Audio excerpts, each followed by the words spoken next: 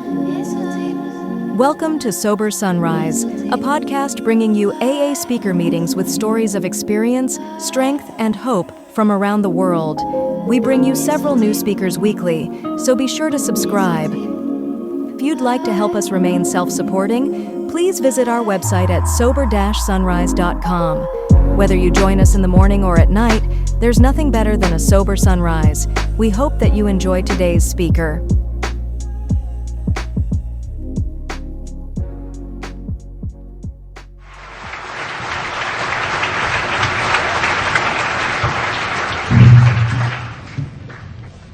My name is Dick Anderson. I am alcoholic. And I am a member of the Macklin Group in Powder Springs, Georgia. And if you looked on the flyer, it said I was from Lithia Springs, Georgia. It's actually Lithia Springs. But for those of you who are manic depressive, come and visit us. The spring does have lithium in it. There is hope.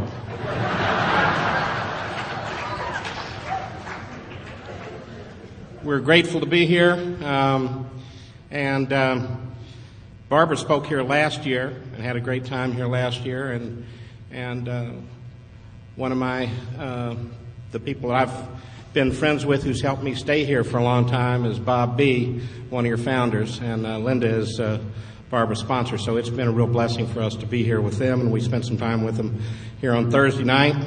We got in, it was about 50 degrees. We were out at the big mall yesterday, and 48, 50 degrees, whatever it was. I was cold. I was kind of chilling, and everybody was wearing shorts and flip-flops. And we understand this is what you all call spring weather. For us, this is the deep of winter. So I want to thank Jeff and the committee for the invitation. I want to thank my host, Ross, who has been an excellent host. He's given me whatever I needed, taken care of it. I appreciate Vista with him, and he was at our table tonight. There were a bunch of people that were, I don't think anybody was above 25, and they were all active members who had 5, 6, 7 years in their own committees and their work, and that's the future of our fellowship, and it's what's going to keep it here for a long time.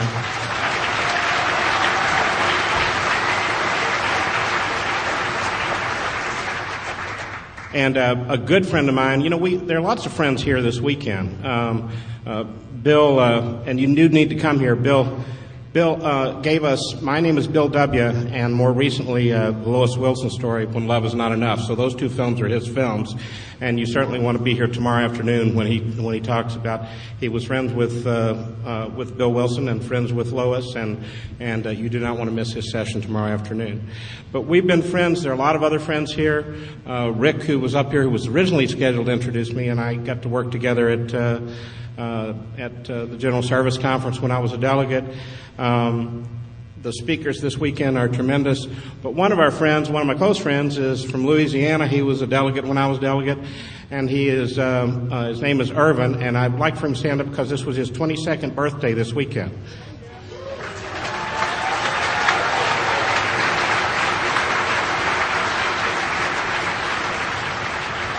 And for those who would like to know, he's single and he's making a lot of money in the oil business over there. He'll be around all weekend. Yeah. Lily is going to speak. One of my favorite people is here. Lily is going to speak Saturday night. Frank's message and the work that he's done with his group has been an example to me and helped keep me here. Palmer, we've been friends with. The only two new people were Jennifer, who you heard earlier this afternoon, who gave a tremendous story, and Magdalena. So I'm looking forward to hearing her and just looking forward to spend the rest of the weekend with you. But one of my great privileges here is going to be able to introduce Sandy B. on Sunday morning. Sandy is my favorite AA speaker, and I don't have to hesitate at all. Sandy is, I don't know anybody that gives a talk like Sandy Beach. And Sandy has been a good friend to me for a long time. Sandy's also a Marine, and that reminds me that the reason for this weekend is it is Memorial Day. I come from a family of everybody serves, men and women, and I'd like for everybody who is a veteran to stand right now so we can recognize you.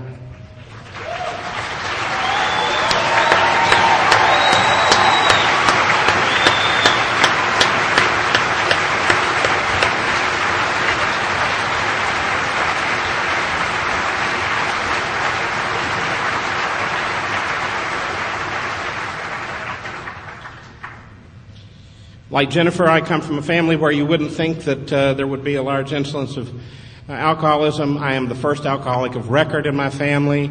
I don't come from a family of wealth, but I come from a family of honor. My dad's one of the most decorated pilots during World War II, and my little sister is a retired bird colonel, served well and with distinction. Her husband served in Vietnam and retired as a bird colonel. Their boy graduated from West Point. I'm named from a great-great-grandfather who was Richard Anderson, three-star general under Robert E. Lee, and he was named for his grandfather who was General Dick Anderson, who was a captain and commanded the first boat across the Delaware in 1776.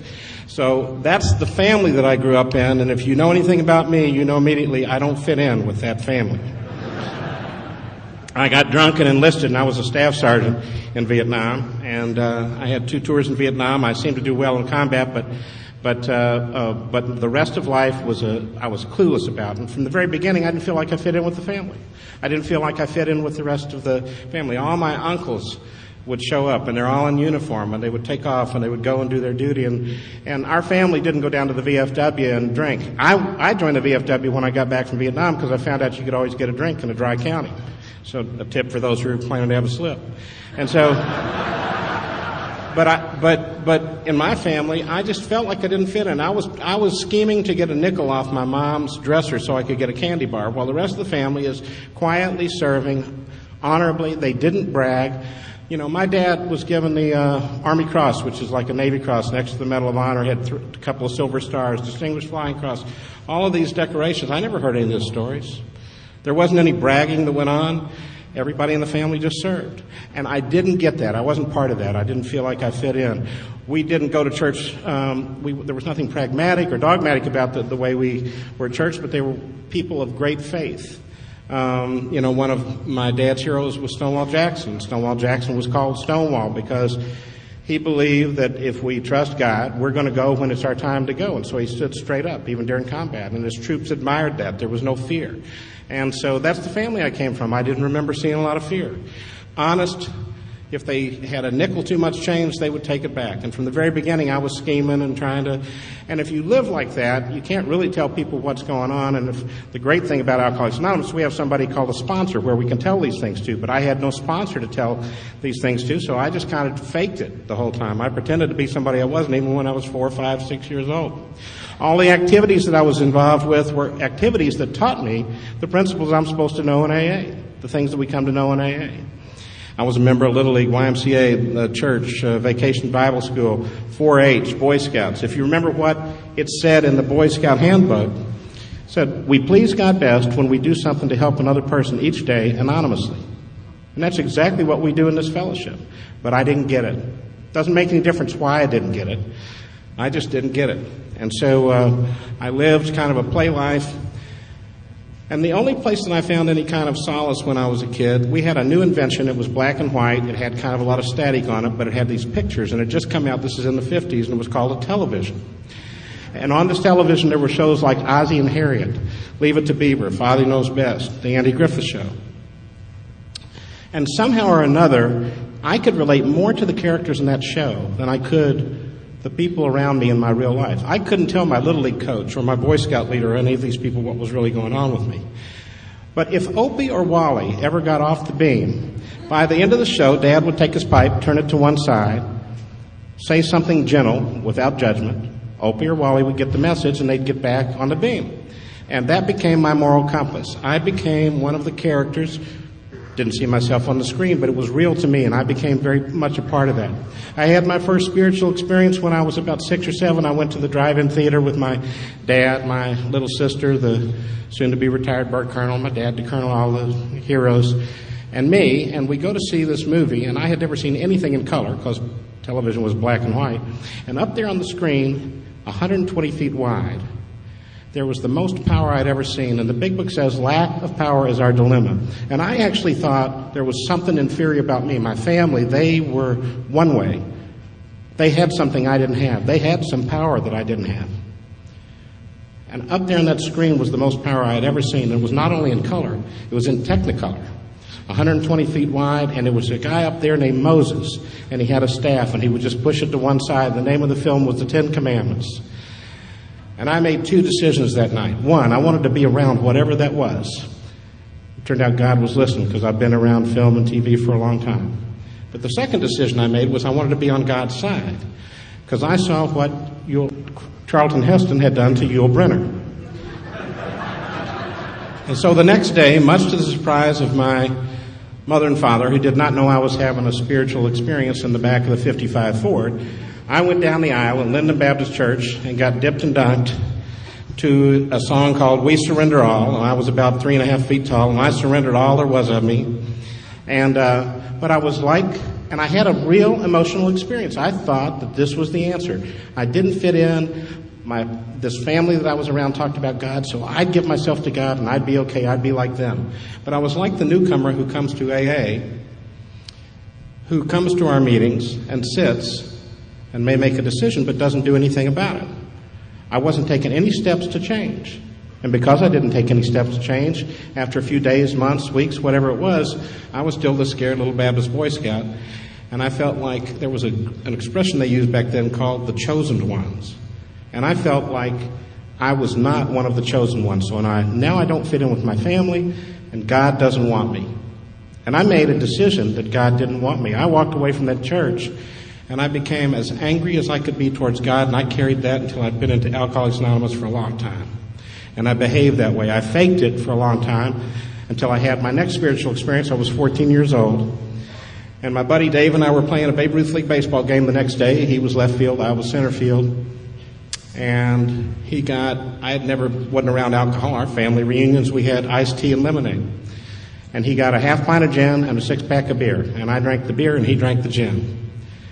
And for the first time in my life, I felt that power. It's called distilled spirits. I felt that spirit that I thought they were talking about in church. And it's easy to get the two confused. Jennifer was talking about it earlier.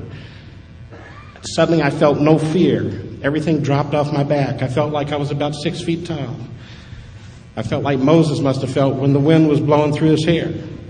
And so from the very beginning, I was not a stay-at-home drunk. I was a go-to-town drunk, and going to town when you're 14 means hitchhiking. And we hitchhiked up to a place called the White Castle. And I don't know if they have them up here or not.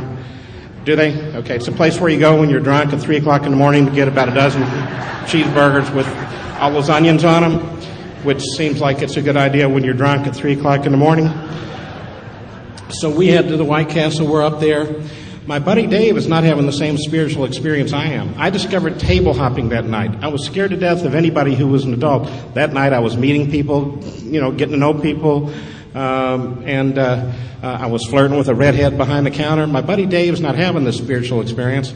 Dave's getting a little woozy. And I had never had a cup of coffee either. But I had seen in Perry Mason where if you have too much to drink, you get a cup of coffee and it sobers you up so you can talk to the police.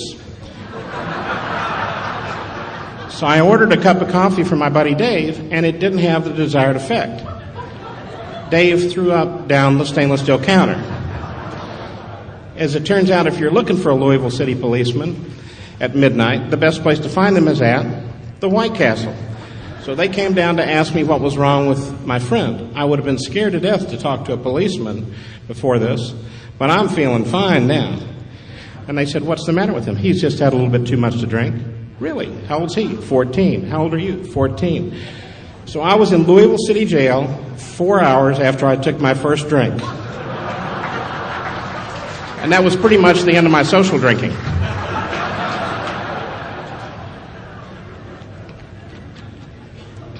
I drank as much as I could on every occasion from that moment until I got to Alcoholics Anonymous. I was arrested 22 times before I got to Alcoholics Anonymous. I would have told you when I got here that I had a drinking problem, and it started the last 2 or 3 years of my drinking. During that period, I had lost control of my kidneys and bowels. I was staying in a basement apartment. I had been fired from my 7th job in a row, my last job. I wasn't paying my rent, but because of the arrangement where I had been an officer with the company, they thought the company was going to pick it up, so they let me stay there longer than they might have. And I had no furniture in this apartment, and I'm sleeping on the bathroom floor, and I'm coming to and shaking, and I would dry heave, and then I would get a drink or two down. I was hallucinating. I was hearing voices coming out of the heating ducts. I knew something was wrong then. But here's what happened the first 3 times I take a drink. The first time I take a drink, I come from a family where nobody has a drinking problem and nobody gets locked up. I get locked up, and I cannot think about anything except the way I felt and the next drink I'm going to have. The next time I took a drink, I just transferred to a new school, and one of the older kids on the football team got me something that I would highly recommend if you're going to have a slip, cherry vodka. And believe it or not, it didn't taste good the first time. The third time I took a drink, I drank what I drank until I got here, Kentucky Straight Bourbon Whiskey. And it didn't taste good the first time. I never drank for the taste.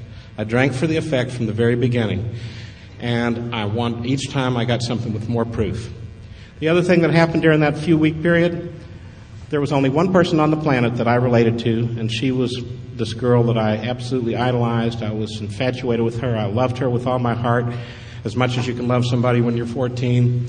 I talked to her every day for about 3 or 4 hours. We talked on the phone. We went to hay rides. We went to movies. I was the quarterback on the JV football team. She was the captain of the JV cheerleaders. And just shortly after that first occasion, she called me and she said, I need to tell you that my dad has a drinking problem, but I haven't told you about it before because he gets mean and it's ugly, and I didn't want to talk about it. But I need to tell you that I'm not comfortable with you having a drink when we go out. And it took me less than a day to break up with her. She was the most important person in my life, and I had only had one drink, or one night, and I broke up with her.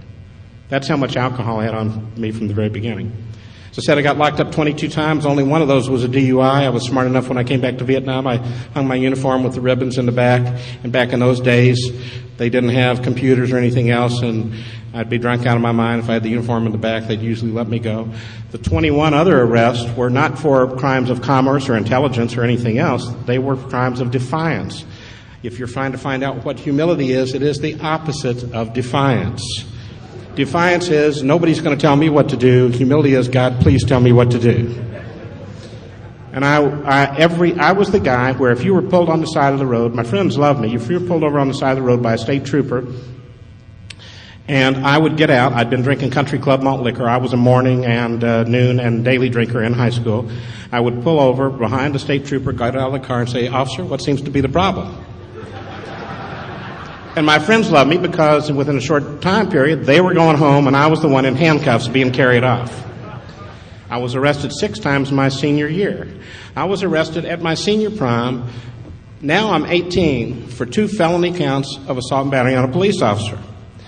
And because of the way I behaved and because of the family I came from, I was told that if I couldn't behave any better than that, I would have to find another place to stay. So what I did was I emotionally blackmailed my mother to go back now and then, but I found an apartment with some older kids. So even in high school, I had a place to go to. So they never knew where I was. They didn't know where I was the night that my mother's father died. I didn't realize how much I had done to damage my parents until I'd been sober for a long time. I put a lot of other things on my men's list way before that. But that was the behavior that I had in high school. But they found out where I was after the arrest of my senior prom, because we have something in Louisville at the same time of prom it's a little horse race called the Kentucky Derby. And this time they didn't throw me in the juvie tank or the DUI tank. They threw me in the felon tank, and there were 8 bunks in the felon tank. And the next morning on ABC, NBC, and CBS News, my parents and everybody else found out where I was because I thought I knew all about race relations in high school because I knew 2 kids that were black and got along with both of them. But that night, I came out and I was in the tank with 7 Black Panthers who were arrested in Louisville, Kentucky. This was in the 60s. It made national news. They were there to blow up Churchill Downs and been caught with a bunch of explosives. So on ABC, NBC, and CBS News, here come the 7 Black Panthers and me in my little powder blue tuxedo jacket.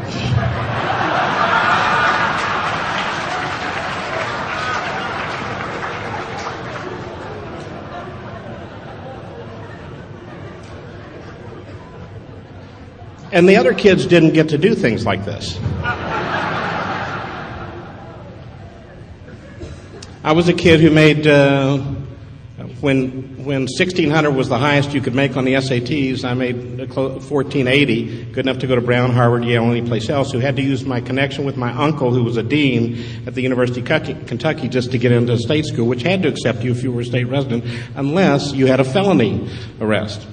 And so I went down to UK, and I was down there for a while. I was continuing to see a lot of films. The year that I went down there, they had a film called The Graduate. I'd made it all the way through school without smoking at all. And I saw The Graduate 10 times, started smoking, had an affair with an older woman. She'd be about 89 now.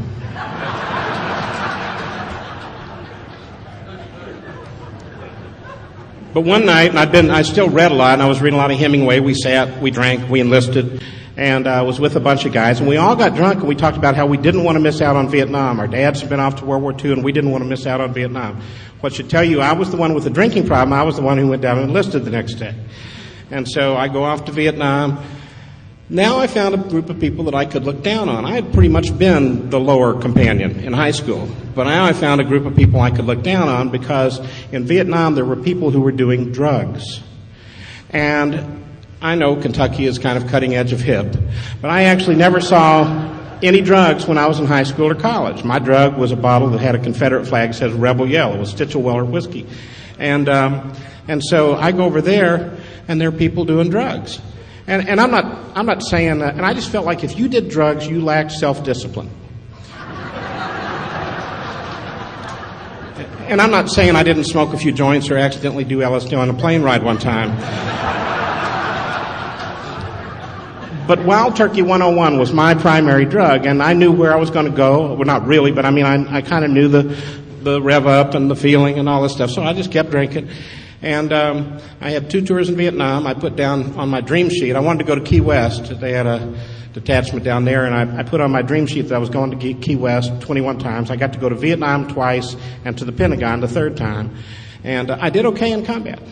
I came back. I did not do well at the Pentagon. The Pentagon, they get up early. My idea of a breakfast meeting is 10-ish. Their idea is about 5-ish.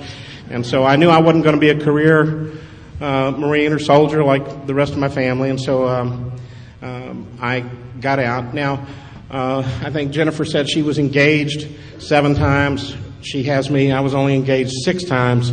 And everybody that I was engaged to was somebody who looked like somebody I'd just seen in the film.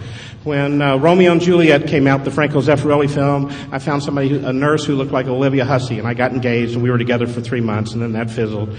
And but the guy I worked for, my drinking buddy, was a gunny named Frank, and he was married back in Louisville. We'd come back, and the girl that lived upstairs looked like Olivia Newton-John. I know there's some very young people in here. If you don't know who I'm talking about, Google them. But she was a hottie, and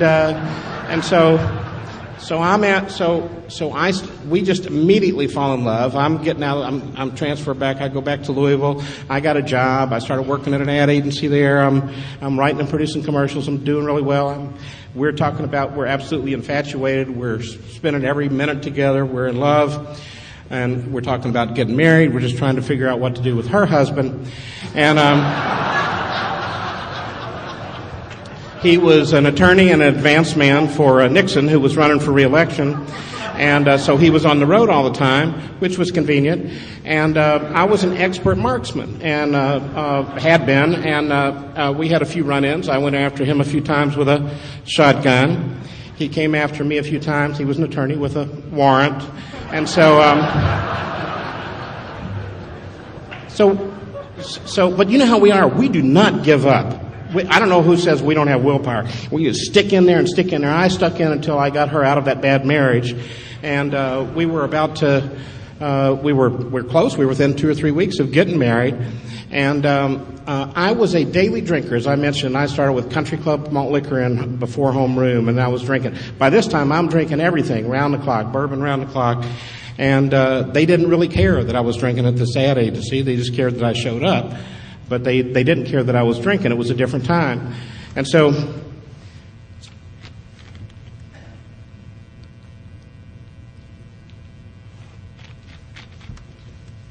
we're 3 weeks from the wedding, and because I was a daily drinker, I didn't have a lot of blackouts. People who drink all the time, so in my case, I didn't have a lot of blackouts. But now and then I would go on a binge on top of the daily drinking, and when I went on a binge on top of the daily drinking, I could lose a day or two.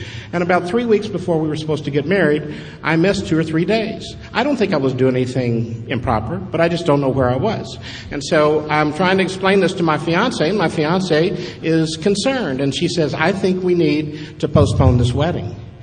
And I was one who, as young as I can remember, if something happened and it didn't work out right, and all you had to do was reject me a little bit. God had already rejected me. I didn't fit in with my family. You rejected me, and immediately I was gone. And so she said, let's think this over again, and I took that as a rejection, and I ran out of there.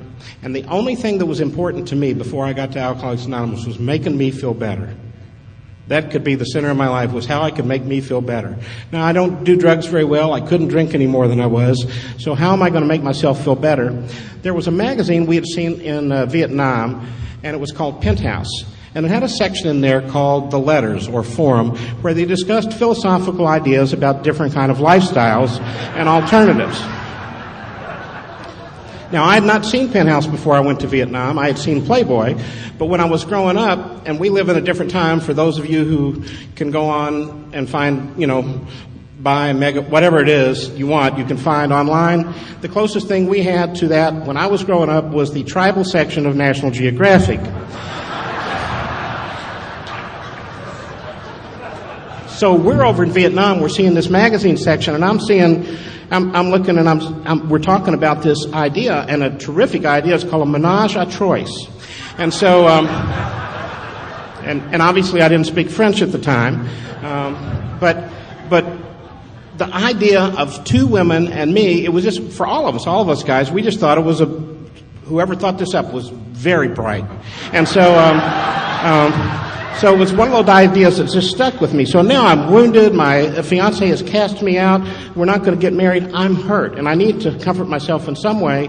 And so I go looking for this menage in Louisville, Kentucky, 45 years ago. And I bring this up because this is the kind of trouble you can get into without a sponsor. There was another concept in there that I now know I did not quite understand, called lesbian. So I'm thinking, I want to get together with these 2 women. I would like for them to like each other. And so I'm now looking for a lesbian bar in Louisville, Kentucky, 45 years ago, to find 2 women that want to be with me. And if you're not sure what's wrong with that, keep coming back.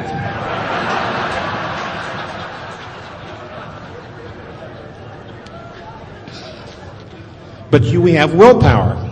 Now, I lived in an apartment where there were 11 of us. We all knew each other. It was Marine Corps, Army, Navy, whatever. We all had our flags out there. Every Sunday morning, whoever got up first would pop the keg. We had a pool. We played volleyball. If you had a stayover, you'd bring her out to introduce her to all your friends and all your alcoholic friends out there. It was a great life. And so, but these guys are square. They're not going to know where I'm going to find a lesbian bar. I've just heard about the concept myself. And so, but I stuck in there. I'm working on an ad agency, and there was an art director in the back who I was talking about it one day, and he said, well, I know where to go. And so he told me, and I go down to this place, and I'm down there, and I'm drinking my Wild Turkey 101, no water, bruises the flavor. I'm smoking 4 packs of L&M's a day because I liked the couple on the pack that was walking along in the leaves in the fall. And so, but nothing's happening. There's a guy playing at the piano bar, and there's a woman at the piano bar with me, but I know there's not going to be any menaging. And I'm thinking, I got some bad information here, and I've got that, you just smoke enough and get enough whiskey down, and you got that kind of sexy kind of come hither voice. And you are not going to get any sexier. So if it's going to work, it's going to work now. And suddenly, like in the movies, at the other side of the room, there was something going on upstairs. The doors opened, and there was a staircase, a long staircase, and cascading down the staircase was the most beautiful redhead I'd ever seen. Just like in slow motion, she moves to the middle of the dance floor, and I'm starting to move to the middle of the dance floor, and we hold on to each other, and we're kissing, and we just cannot get enough of each other. And when you're in love, you take 3 steps over this way, and you hold on to each other again to make sure that you haven't fallen out of love yet, and it's just, this is real. And then I remembered my mission. I said, by the way, do you have a girlfriend we could add tonight? And her name was Erica. And Erica said, I'm just going to wait and see how the signer does this story. And Erica says,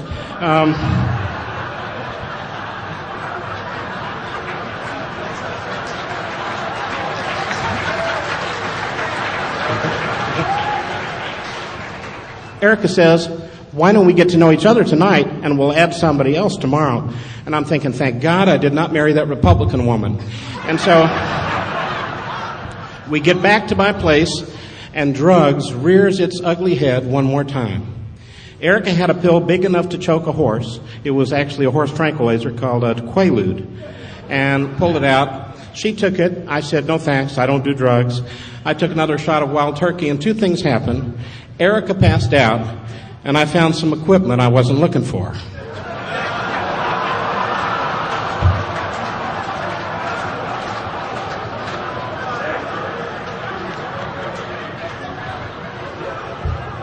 And after 3 or 4 days, I said, this is not right.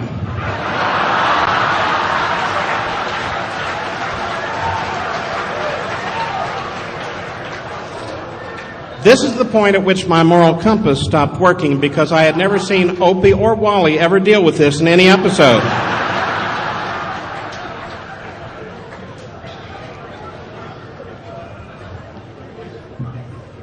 And it was a time for a change. I got fired from that job shortly, not for drinking, but they said, are you aware that you missed 91 days this year? I don't know how many days that is out of a year, but apparently it was more than they wanted me to miss.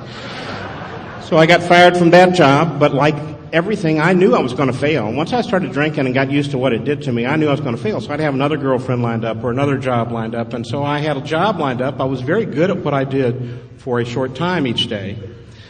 And so I had another job lined up with the biggest ad agency in New York. So I left Louisville to go to New York. I'm working for this big agency. It's the biggest agency in the world. I'm doing Coca-Cola commercials. I'm flying around on a Learjet. I've got a production assistant whose primary job was supposed to be to help me produce, but I considered their primary job to make sure I had Wild Turkey 101 no matter where we went. And I won. I did some good work. I won a couple of Clios. I had a commercial that I worked on with Coca-Cola with a football player. There were lots of things that I was involved with that reflected a good life, that looked like I was doing okay. But I was only doing okay just a little bit, just enough to hang on. I was getting overpaid, and that allowed me to get by with a lot of things. But it didn't change what alcohol did to my body. At 10 o'clock in the morning, I was at a recording session, and we were recording music. I'd like to teach the world to sing in perfect harmony. And we didn't have computers in those days, and there was a large group of people and musicians and singers, and I couldn't talk. I thought I'd had enough to drink that morning, but I hadn't, and I couldn't talk. And I walked around the corner to a bar where it's one of those bars you look in the mirror and you see yourself about 5 feet away. And I walked in, and I didn't know the place. It was a hole in the wall. And the guy said, he just poured me a triple. He didn't ask anything. And my thought was, I wonder how he knows I'm a big drinker. Because I thought of myself as a John Wayne, combat, big drinking guy. I had no thought of myself as somebody who was an alcoholic. And he poured me that triple, and I spilled it all over. I shook it across the bar. And I'd seen another movie called Lost Weekend with Ray Milland, where he uses a towel to use as a bar, as a leverage to bring up a drink, and I used it to get that triple up, and another triple up, and I eased off, and I went back. And they didn't fire me. They sent me off of the major account, sent me to a secondary account down in Atlanta, and I go down there, but I did get fired from there. And before long, I'm sleeping in that basement apartment where I didn't have any furniture. I wasn't eating. I had nothing to eat for my last 2 years. I was bleeding from I thought the stomach, but it turned out to be the esophagus. And I'm sleeping on a bathroom floor. I'm estranged from my family. Even the guys that I used to drink with aren't hanging out with me anymore. And all I could do was go up to the liquor store and come back. I wasn't driving anymore. And so I got evicted from that apartment. And when you get evicted, they don't give you 2 days or a week. They give you 6 weeks or 2 months. But that's never enough time for an alcoholic. And I went up. I had been evicted. I just didn't deal with it. I was evicted, and I went up to the liquor store. And I thought, as long as I've got my whiskey, I'll be okay. And I went into that liquor store, and there's only one around there, and the guy said, just a minute, and he called out the owner, and the owner said, we know that check is no good, and we know that the last few checks you've written are no good, and we need to ask you not to come into our liquor store anymore. And as humiliating as that was, the only thought I had in my mind is, oh God, I hope he gives me that whiskey. And he did. And I walked outside. And I only owned, and I still have them in a box, what I owned when I came to Alcoholics Anonymous, a pair of yellow, brownish pants that I thought made me look like I belonged to a country club, but they were very practical. A blue polo shirt, some loafers with holes in the bottom, and I was carrying a .45 because I'd gotten real paranoid in my last couple of years. And I had no food the last 2 years. And I walked around the corner. I was going to get a drink out of that, and almost like slow motion, I don't know what happened, but I had their concrete landing, and something happened where that bottle just fell out of my hands, and slow motion hit the concrete and spilled all over the place. And I was more afraid and more hopeless at that moment than I ever was in a firefight in Vietnam, because I had nothing to fight back with. And I got angry, and I got angry. And I pulled the .45 out, and I wasn't going to write a note because there was nobody I'd been talking to. I just wanted to end it. And there was a bullet in the chamber, and I put the safety off, and I got ready to pull the trigger, and I started screaming at God, because all this anger at God, the one who had made my life this way, the one who wouldn't accept me, the one I was angry at the most. And I started screaming at God, got blanket, just cursing God, and something happened, and I broke, and I started saying, God help me, God help me, God help me. And for just a moment, there was this peace that came over me, and I saw another scene from a movie I'd seen 50 times called Days of Wine and Roses, written by one of our members, coordinated with our public information office up in New York. And it was that scene where Jack Klugman walks up to Jack Lemmon and says, I understand you need help. I'm from Alcoholics Anonymous. And I swore I was in the middle of that scene. And I just felt peace, and I walked up to a phone booth on a street corner. We didn't have cell phones in those days. This was 35 years ago, week after next. It was a hot summer day, and I called the operator. I didn't have a nickel. And I was crying, and I said, I'm an alcoholic. I think I'm an alcoholic. And somebody from a public information committee had told the phone company about what we do and how we do it. And they said, hold on a minute. And she connected me to a woman named Helen, who had just started working in the central office of Atlanta. And Helen is still there. She had 9 years then. She has 44 now.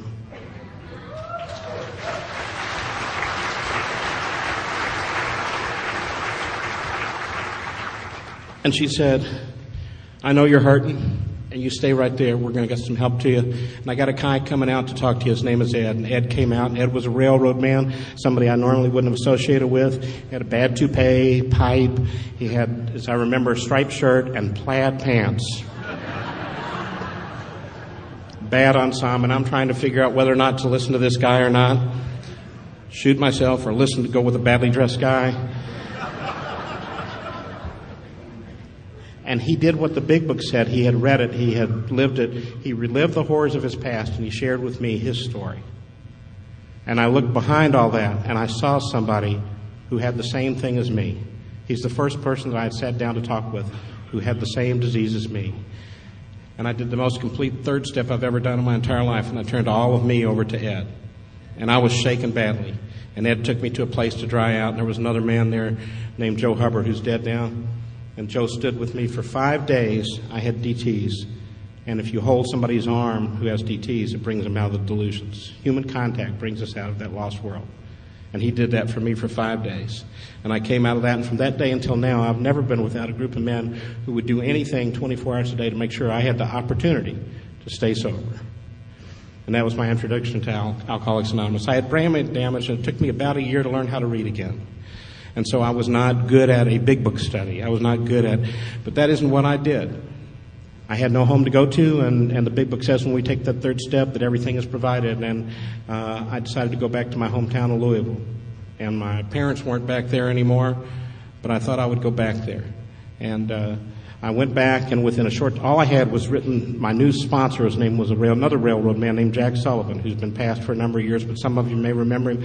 And it was written in ink on the back of my hand. And I had somebody gave me a car to drive up there and drop off.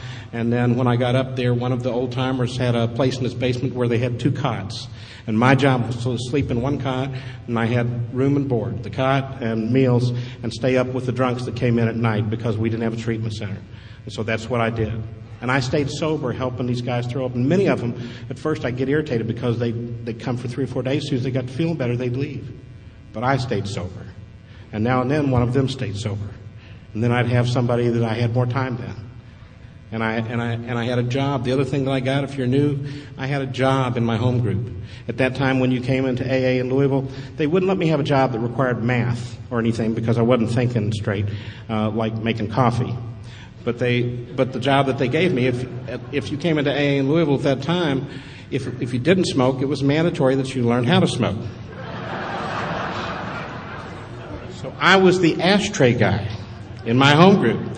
And we had 10 round gold, blue, green, and red Christmas tree colors ashtrays, which GSO sold at one time many years ago. And so we had these, and I was the ashtray guy, and they were designed in a corrugated way to allow the ashes to chemically fuse with the metal. And my job was to take a Brillo pad and get those ashes out of there, and I was a good ashtray guy.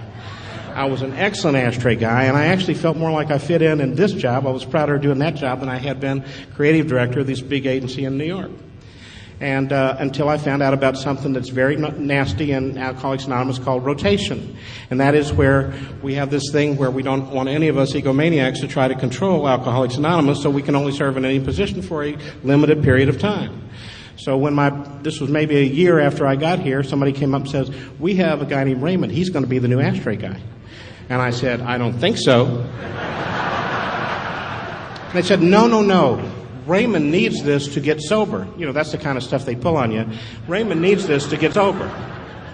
And so they said, "But you're going to have another job. You're going to be the chairperson." I said, "I'm going to be the chairperson?" "No, the chairperson." And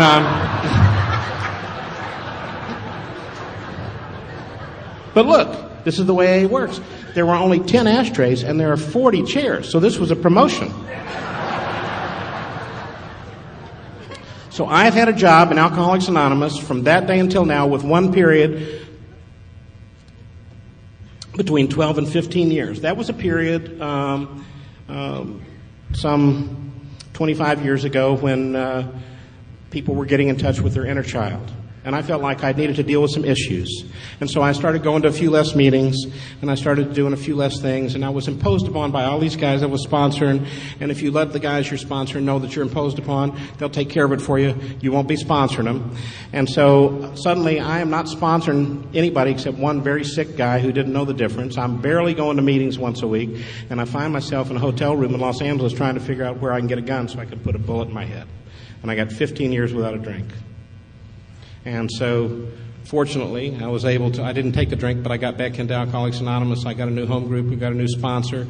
I started doing the things in a home group that one does. And from that day until now, it's been kind of like that trip in the fourth dimension. The second thing that I did, I had been here for a long time, and I knew all about the steps. And the steps are those principles that help me learn how to live with myself. But the principles where we learn how to live with others are contained in the traditions, not the steps.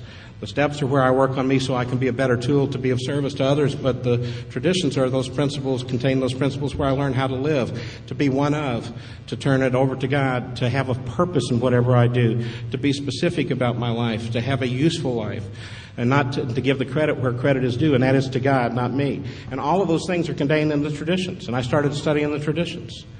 And so it was a wonderful thing. Now, during this first 2 or 3 years, after my brain started kicking in, I'm now in my home group. They give me, I'm the chairperson, and I start doing these inventories. I'd done 3 of them while I was brain dead, but I only had one person I resented. Now I'm finding out and got to one of those root causes where I find out I resented everybody. And I will tell you the secret of life. I had done graduate work at one point in intercultural studies, trying to study all of this was popular in the 60s. We studied all the Eastern religions. I studied, everything from Buddhism to Taoism to anything, a lot of meism. And I studied all these things and trying to find this relationship with God. It is impossible for me to find that conscious contact they talk about in Alcoholics Anonymous when I'm trying to find something for me. The only place in which I find it is when I'm trying to do something for you. And so I start working through the steps. I got through those amends. And the secret that I was looking for is in how it works. It says, it's too much for us, it's too much for me, but there's one who has all power, that one is God. So if God has all power, that means you don't have any power to ruin my life, and I don't need to spend all this time resenting you.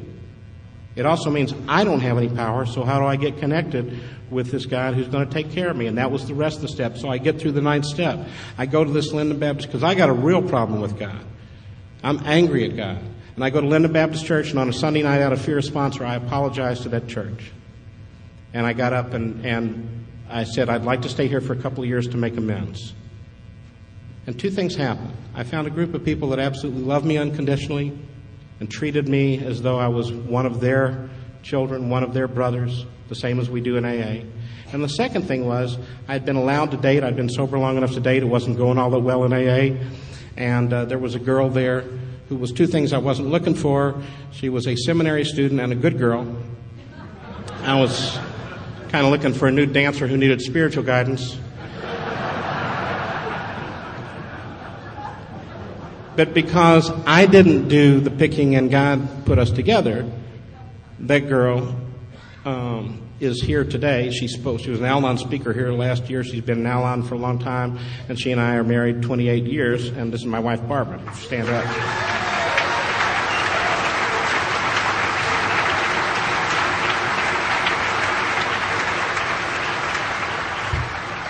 My experience is that the gifts that God gives us are a lot more legitimate, and they last a lot longer if we get them on a 9th step than a 13th step, or in the service of others. And so Barbara and I are spiritually connected because we're both aimed at being of use to others, and we've learned the traditions, and that's one of the reasons we're still married. I'm not easy to live with. Barbara and we love each other very much. So now I go back, I make the next amends, the last amends in this process. I'm still angry at God. And I go into this Harvey Brown Presbyterian church. My family's all Scottish, and this is the church that my 90-year-old dad still belongs to. My mom died 6 years ago. My dad got remarried there 2 years ago when he was 88 to a younger woman who was 82. And I had actually defaced this place. And I go in there trying to find somebody to apologize to. And in there, nobody was there. And I go into the chapel and nobody is in there. And I realize who I'm there to deal with. I'm asking God to keep me sober each morning and thanking God each night. And I don't trust God at all. And I'm still angry at God. And that day I forgave God. And they may sound like an arrogant statement, but the Aramaic for forgive is not absolution. It means I changed my mind. I changed my mind and I said, God, I don't know about you at all. But I know you've been keeping me sober, and whatever's going on, I ask for your forgiveness, and I ask that I can forgive you. And I had one of the most profound experiences I've ever had in my life. I felt like I weighed nothing. I felt like there was a wind that was blowing through my heart and through my soul, and I felt lifted up, and I felt like I was just absolutely free. And that was the day that the knots came off, and the knots in my stomach and the weight off my shoulders. And from that day until now, I have known one thing for certain. I am a child of God, just as you are. I have everything I need to do what I'm put here on earth to do. I just need to find the opportunities to do it, and I need to work to get rid of the things that prevent me from doing it, which is my self-serving nature. And Alcoholics Anonymous gives me every tool to do that. And it also provides unbelievable beauty and wonder in this life. And when I look at life that way, now I am connected. You don't have power. God has all power. But now if I'm a child of God, what father is going to deny one of his children what they need? And so the very next thing that happened, now I've had this spiritual experience they're talking about. I see what they're talking about. I see what Chuck Chamberlain's talking about in a new pair of glasses. And I go to this retreat. The men that I got sober with believed in an annual house cleaning. You know, our real purpose is to fit ourselves to be a maximum service to God and the people about us. And I don't do that by going through one house cleaning. I have to keep growing. And so I went to this retreat with them, and they went to Gethsemane. And it was a place where I had studied. I'd read Thomas Merton. It was a place I went to. I wasn't Catholic. Half these guys weren't. But we went there because it was quiet. We went in February. There was a fireplace. And we were gut level honest with each other. And the priest gets up before we leave to do communion with us. And he said, do you men know what God's will is, right? And that's what I was looking for. It says, I'm praying for God's will. He said, God's will is simple. It's to do the best you can right now with what you've got. No more, no less. If you're a son, be a good son. If you're a father, be a good father. If you're a brother, be a good brother. If God gave you the gift of getting sober in Alcoholics Anonymous, be the best possible member you can be of Alcoholics Anonymous. Do things, take whatever you've been given and use it for others. He said, God gives the grateful more and more. It's ingratitude that stops the flow. And he said, it's simple. We're his children. If you men had 2 7-year-old boys, and you gave both of them little red wagons, and one of them takes that red wagon and spreads joy around the neighborhood, and the other one takes that red wagon and kicks it aside and said, I want a scooter, who would you give more to? And I'd always been the one who kicked everything aside because I wanted the scooter, I wanted something else. It never occurred to me that what I was given was not for my joy, it was for me to use for your joy and for your help. And it changed my life because now I could become useful. And I will tell you something, everything I was looking for in life, if I am useful to you, I have just found everything I was ever looking for. You're going to like me, you're going to want me to be around because I'm useful to you. You're going to care for me, you're going to love me. I've had expensive cars, nice houses, I've had all kinds of things, I've had lots of titles. None of them ever got me the appreciation of another person like me working with a drunk. But that's not only in this fellowship, it goes outside of here in every step we take in this world. And I learned that in Alcoholics Anonymous. Could not learn it any other way.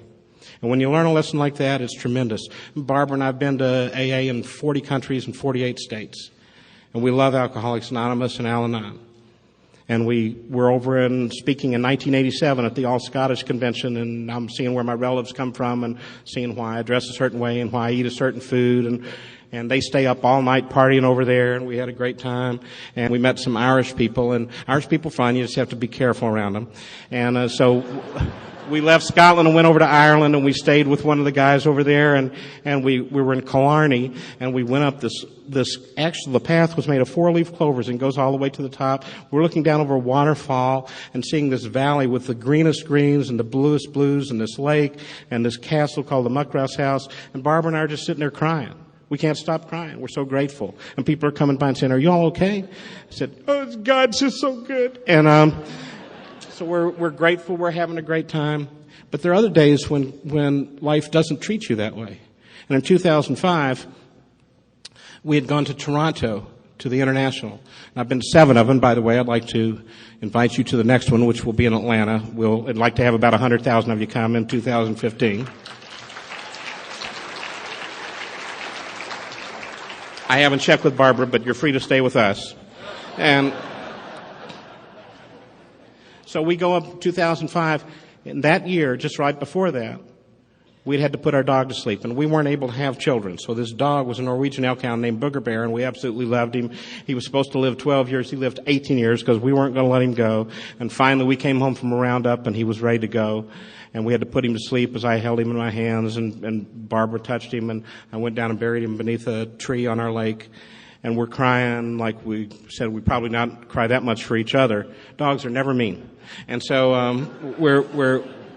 we learned this about grief. Then we go to, within just a few weeks, Barbara loses her mom and dad, and we're the caretakers for her mom and dad. And when that happens, that experience makes you almost like the parent. And it was very difficult, and Barbara was hit with this, and I loved her mom and dad, and they were very wonderful people. And the next thing that happened is my mom dies about a month later. And in the middle of this, we're in Toronto. We come back from Toronto, and 2 weeks after coming back, I go to the doctor, and I'm told I have esophageal cancer. And for those of you who don't know about esophageal cancer, it's over 99% fatal. It's a rare cancer, but nobody ever lives with it. And so I can't tell Barbara that I have this because she just lost her mom and dad. And there's nothing but grief in the household at this point. And I can't tell, because I can't tell Barbara, I can't tell you, because you don't gossip. And the only people that knew were my prayer partner, Keith Lewis. And he and I were talking about it every day. Another fella named Ed. And Keith and Ed are both gone now. Ed M., Big Ed from Davenport. And they're both gone now, and they're praying for me. My sponsor knows, and the doctors, and my sister, who's in medicine. And I found a place where they had come up with a technique where they removed all of your esophagus, everything in there, including the lymph nodes, removed part of your stomach, and formed this tube. It's the latest technology, and they'd had some good success with it out of the University of Southern California. And I'm speaking that weekend down at, they told me I only had about a month to find some place to get this done, or my chances weren't very good at all. And I find this place out at University of Southern California, and I'm going down to speak at Key West on a Saturday night, and I get the phone call from them. They said, we can solve the problem, but we can't take your insurance. But if you will put up an equity account of I think it was $350,000, $400,000, we can accept that. Now, I'm not a good money manager, and we didn't have that money. And I'm going down there, and I can't pray now. I found the sunlight of the Spirit in this fellowship, but suddenly I'm in this big dark hole because I cannot find, I'm going to die because I don't have the right kind of insurance. And I found the place that I can go. I found the right doctors. But I was praying for God to do my will. And it says that we pray for God's will for us. And so a friend of mine down there, and I couldn't even pray. I was so angry. And a friend of mine down there said, look, say whatever prayer you remember. And I had recited the 23rd Psalm in the PTA in the 3rd grade, and I said it over and over. The Lord is my shepherd, I shall not want. I started saying that, and suddenly something broke right before I get up to speak. And I remembered what I had heard Jack Sullivan say. And he had just walked out of the doctor's office. He had 6 malignant brain tumors. He was one of those old-timers that smoked until the end. And he'd had lung cancer, and it spread to his brain. And he had no fear. And I realized he's telling me he's gone, and he's saying goodbye. And I said, Jack, you don't seem afraid. And he said, God, if God has been this good to me here, just imagine what he's got waiting for me on the other side.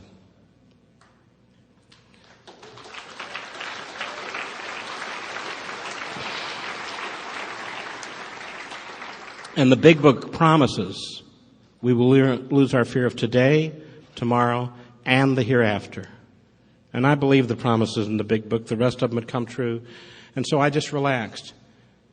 As Ed used to say, how can you threaten me with paradise? And so if I'm going to go to a place that's full of joy, why should I be hurt about it? I was concerned about Barbara, and I just said, God, you're going to take care of Barbara, whatever you're going to do. And I relaxed, and I accepted God's will. I said, I'll do whatever you want. And that was on Saturday night. On Monday morning, we were back in Atlanta, and I get a phone call from this place out at USC. And I'm the kind of guy, I always like the clouds to open up, the sunlight to come through the clouds. And they're going to say, it's a miracle, we're going to accept you. And they didn't say that. But they said, our chief of surgery, who's actually perfected this, has gone to Rochester, New York. Why don't you call him? So I called the chief of surgery at Rochester, New York, which is a very prestigious hospital at Strong Memorial. I can't even get my primary care provider to call me back, but I'm calling the chief of surgery. Within an hour, he had called back. He had looked at my labs. He had looked at all of the reports. He said, I don't care about the insurance. You're a good candidate for this, and I want to teach this procedure to some of the people up here. Can you get up here tomorrow?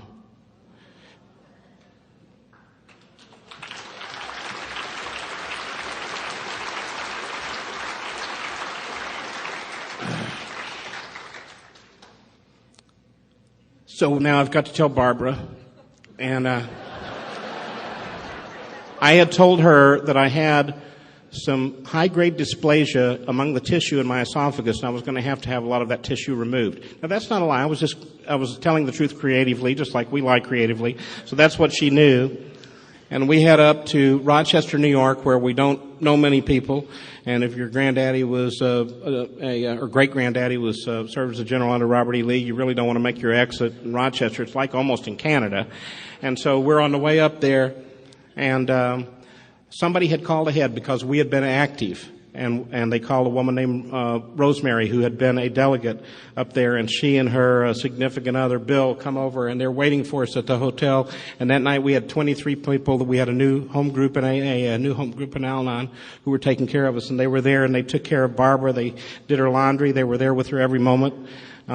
We had a new family. If you have come to Alcoholics Anonymous, this is the most wonderful family you're ever going to find. And so we were there. The next morning, we went to the hospital to see where God had taken us, and we walked into the chapel to say a prayer, because if he wasn't there, this wasn't going to work. And there on the wall, in letters that were 1.5 feet deep in gold, 30 feet high, it says, "The Lord is my shepherd, I shall not want."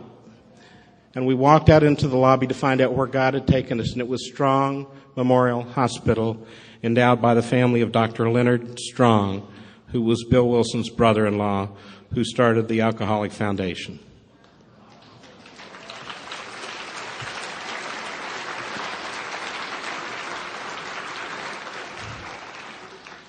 My experience is this. All my life, I looked for some way to be connected to you and to God. I found both when I was willing to help a new drunk and to follow you in the steps and the traditions of Alcoholics Anonymous. The Big Book says the age of miracles is still with us. Our own recovery proves that. And it's not limited to not drinking. It affects every area of my life. May you enjoy every blessing God has for you. Thank you.